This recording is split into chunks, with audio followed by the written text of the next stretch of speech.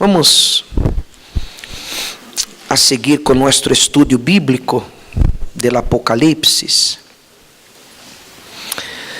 Nós, a vez passada, o ano passado, ¿verdad?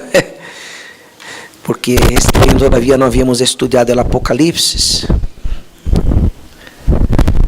Apocalipse capítulo 2, nos detuvimos no capítulo 2, versículo 18. Apocalipse capítulo 2, versículo 18. Aí nos detuvimos em nosso estudo bíblico. Hablamos de la igreja de Pérgamo a vez passada e hoje nos toca a quarta igreja apocalíptica, que é a igreja de Tiatira. Tiatira hoje dia se encontra em Turquia. Se você quiser visitar a cidade de Tiatira, não existe mais este nome registrado. O nome da cidade de Tiatira hoje dia é Aksar, se chama Aksar. Está em Turquia. Esta cidade, ela era famosa por sua prosperidade. Tiatira era riquíssima, muito próspera. Era tanta prosperidade que havia nesta cidade, que eles la cercaram toda com muros de mármore branco.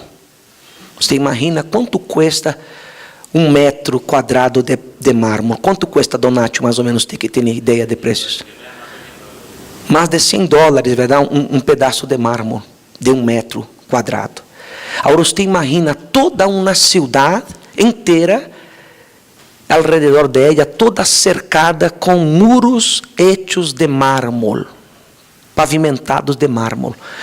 Todo viajante que passava por Tiatira veia desde lejos aqueles mármoles plural, os mármoles blancos, e eles então diziam: esta é a grande cidade blanca, porque de lejos se veia todo branco a causa del mármore branco. Então, você imagina a fortuna que tinha esta cidade. E de onde venia esta fortuna? Qual era a fonte que fazia que houvesse tanto dinheiro, tanta prosperidade, tanta riqueza em Tiatira? A droga. A droga era a fonte principal do ingresso de la riqueza de Tiatira. Eles produziam allá uma droga chamada ópio. O ópio foi inventado allá em Tiatira.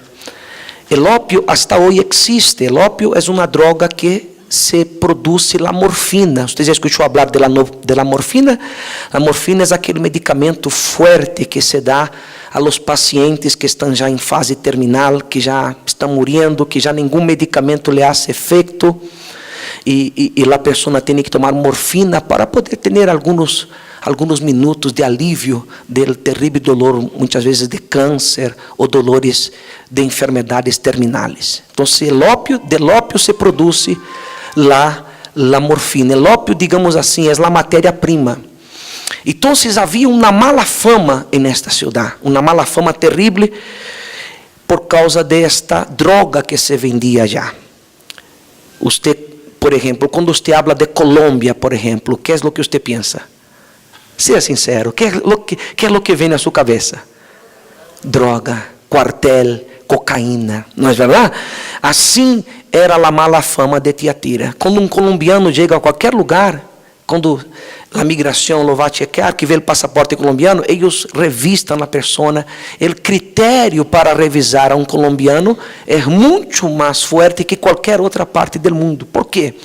Porque tem aquela mala fama da droga, de los narcos traficantes, da produção de droga, de cocaína. Assim era a mala fama que havia em Tiatira. E a igreja primitiva estava aí nesta cidade, passando por muitas lutas, pero aún assim havia muitas pessoas fieles dentro da igreja de Tiatira. Vamos a ver então aqui Apocalipse capítulo 2, versículo 18. Diz assim: escribe al ángel de la iglesia en Tiatira. Quem escreve? el Hijo de Dios, el que tiene ojos como llama de fuego y pies semejantes al bronce brunido. Entonces veja que Jesús se identifica para esta iglesia como Dios, ojos como llama de fuego e pés semelhante ao bronze brunido. Ou seja, ele se apresenta como o juez. Toda vez que se habla de bronze e ojos como de fuego, representa juízo. Ele se apresenta para esta igreja como aquele que la va a juzgar por los errores que ela estava cometendo. E aí vem o versículo 19, que diz assim: Eu conosco tus obras, e amor, e fé, e serviço, e tu paciência, e que tus obras postreras são mais que as primeiras. Tudo estava marchando bem com a saúde espiritual da igreja de Tiatira. Tinham fé, amor, paciência, obras. Estava tudo bem. As obras atuais de eles eram maiores que as primeiras. Não haviam perdido o primeiro amor, como a situação de Efésio. Estava aparentemente tudo bem, tudo bem. Pero havia algo que estava comprometendo todo o trabalho espiritual de aquela igreja. Havia uma doutrina ou várias doutrinas falsas que estavam sendo aceptadas por el pastor da igreja de Tiatira e por alguns membros que frequentavam a igreja de Tiatira, e estas falsas doutrinas estavam colocando em risco a salvação de todos. Estava comprometendo a salvação de eles. Estava echando a perder todo o que os apóstolos haviam deixado. O fundamento que os apóstolos de Jesus Cristo haviam posto estava sendo alterado por falsas doutrinas. Dicho sea de paso, que o mensaje principal da igreja de Tiatira é este: cuidado com as falsas doutrinas. Cada igreja apocalíptica traz um mensagem principal, e o mensagem principal desta igreja é este: cuidado com as falsas doutrinas. Então, veja o que diz o versículo 20: pero tengo unas poucas coisas contra ti, que toleras a essa mulher Jezabel, que se dice profetiza, ensine e seduzca a mis siervos a fornicar e a comer coisas sacrificadas a los ídolos. E lhe é dado tempo para que se arrependa, versículo 21. Pero não quer arrepentir-se de sua fornicação. 22. E aqui, eu, Jesucristo, la arrojo em cama e em grande tribulação a los que com ella adulteram. Los que estavam aceitando aquela doutrina iam a ser destruídos com enfermidades físicas e espirituais, se não se arrepienten de las obras de ella. E a sus hijos, los que estavam aceitando aquela doutrina falsa, heriré de quê? De muerte, ou seja, enfermidade, muerte espiritual.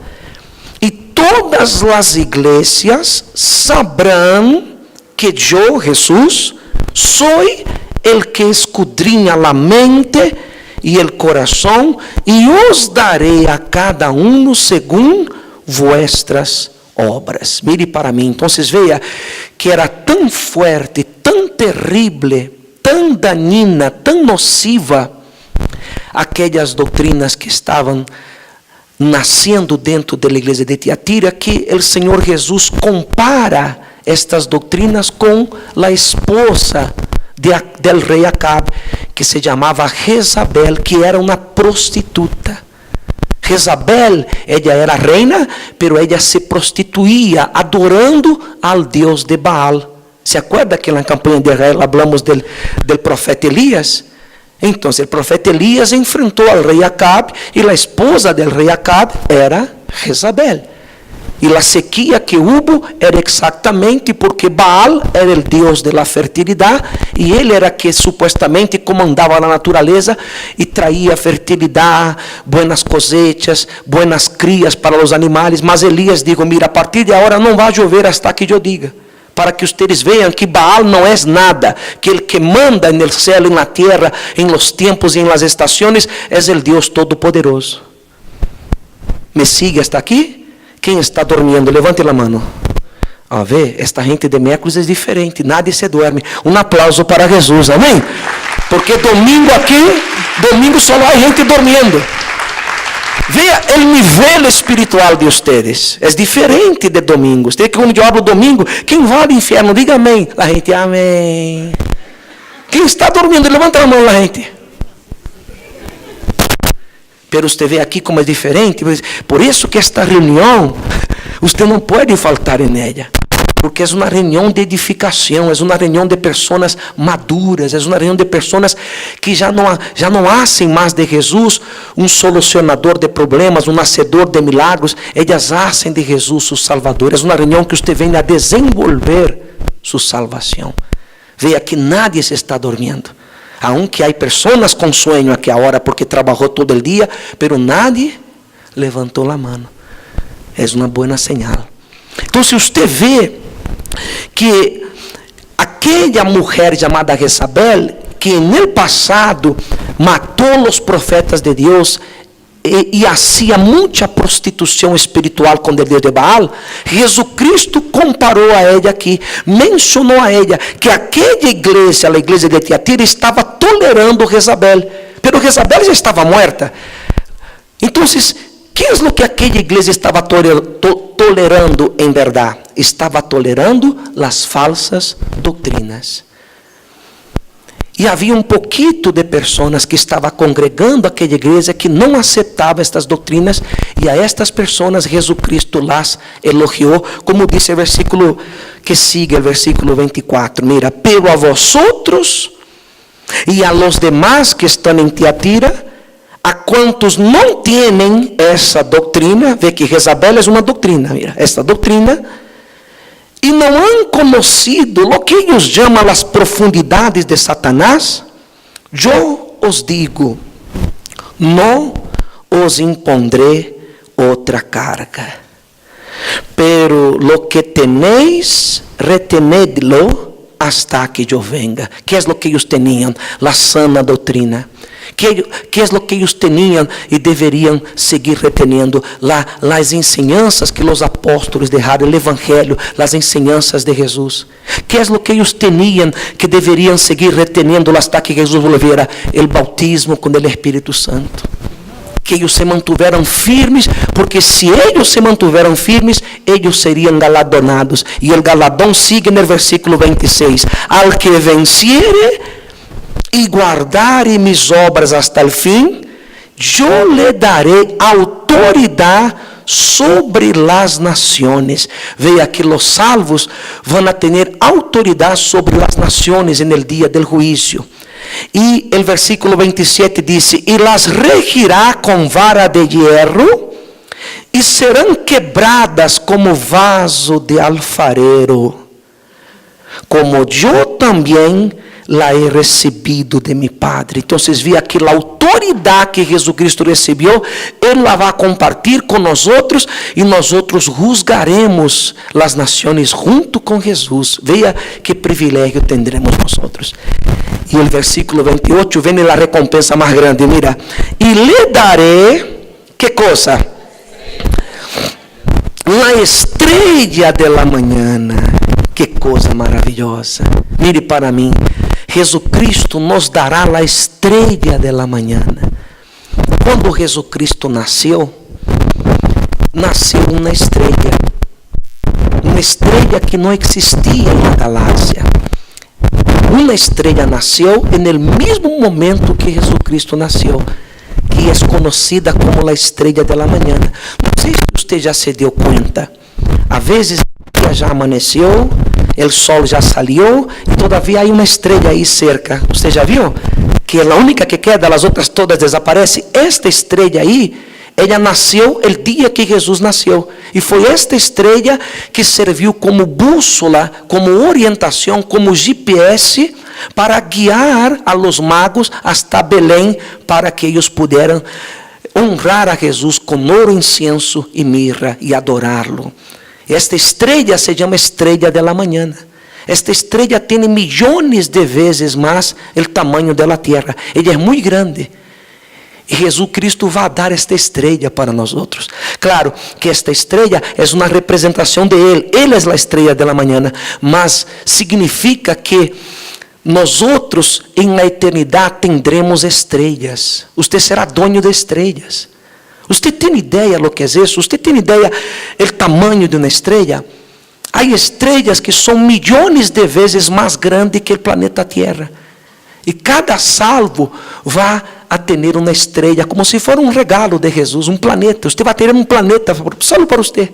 É um foguetito para você. Sabe quando você compra um balão para seu filho jogar, um regalito, um foguete para ele? As estrelas serão dadas para nós outros, assim como se fossem foguetes, planetas. Você vai ser dueño de planetas. Por isso que há tantas estrelas, há trilhões e trilhões de estrelas, há planetas que nunca foram vistos por los potentes telescópios e por las sondas espaciais que a NASA envia ao espaço, que nunca foram vistos. Todo isso será nosso. Nós outros seremos dueños de todo isso. Você será dueño de uma estrela. E você está preocupado como pagar a conta de luz.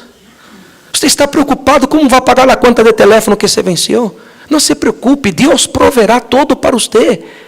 Deus tem um planeta, uma estrela para dar para você, que é milhões de vezes mais grande que a Terra, e você está preocupado com cositas pequenas aqui no planeta Terra. Não ponga sua esperança neste mundo, porque este mundo passará. As coisas que há neste mundo, este mundo e as coisas que nele há passarão. Mas aquele que hace a vontade de meu Padre, que está no céu, permanecerá para sempre. Eu lo ressuscitarei no dia postrero, dijo Jesus. Então, nossa esperança não pode estar neste mundo.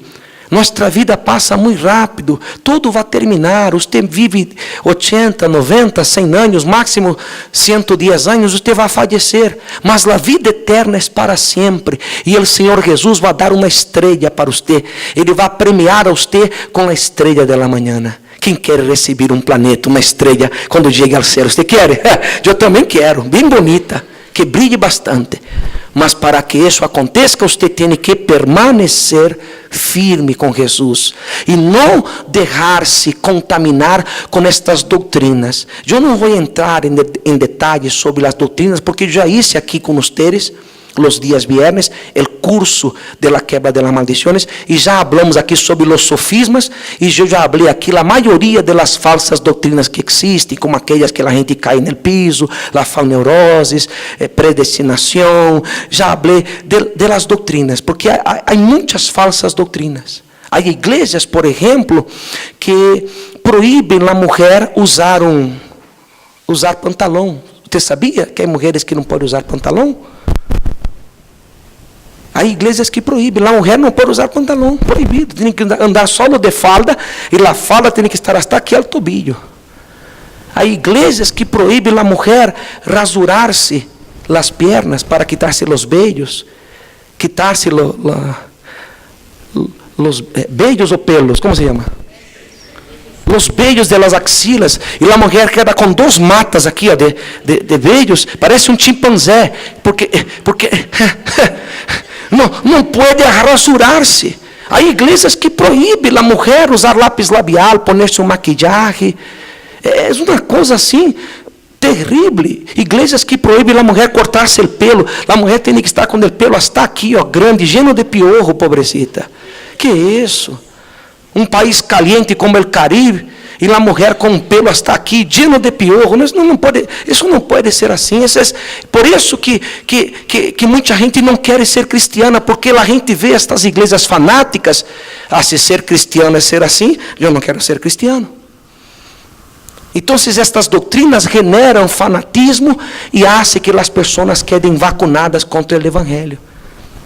Então, você não pode deixar-se contaminar por nenhuma falsa doutrina. Há muitas falsas doutrinas. Teremos que estar atentos para que nenhuma nos atrape. A doutrina que temos que seguir é a sana doutrina da palavra de Deus. Quem entendeu o mensagem de hoje? Y el Señor Jesucristo termina en el versículo 28 diciendo, versículo 29, el que tiene oído, oiga lo que el Espíritu dice a las iglesias. Amén.